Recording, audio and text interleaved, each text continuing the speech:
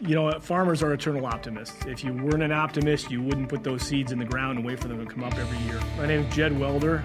We live in the small town of Sidney, Michigan, which is in West Michigan, right about there. We raise corn, soybeans, and wheat. This is my first term on the board of directors. We're a small family farm.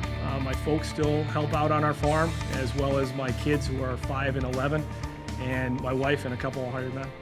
I was an Army Ranger. I served in Iraq and Afghanistan, among a few other places. When my wife and I made a decision to start raising a family and raise a farm, it seemed a logical place for us to come back to Michigan, where we had family.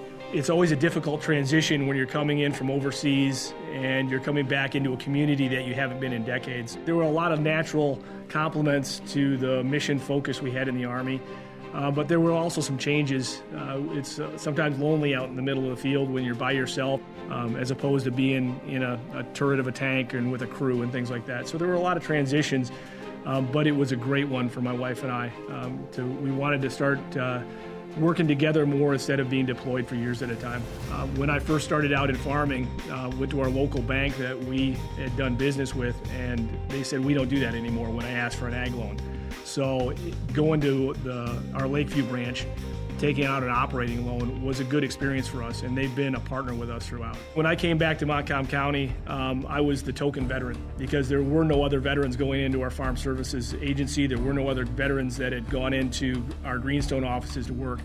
Now, through a lot of different programs that the USDA has and GreenStone, it's becoming a more welcoming environment. I got asked to testify before the Senate Ag Committee in Washington.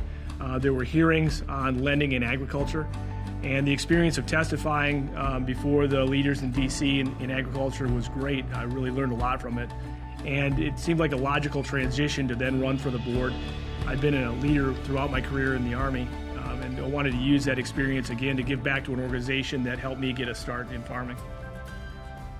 As we've struggled in agriculture, as we've had difficult times, that we're a co-op and that we give back to the members has been a great experience. There's a great organization called the Farmer Veteran Coalition, and Michigan had one of the charter chapters for a state organization.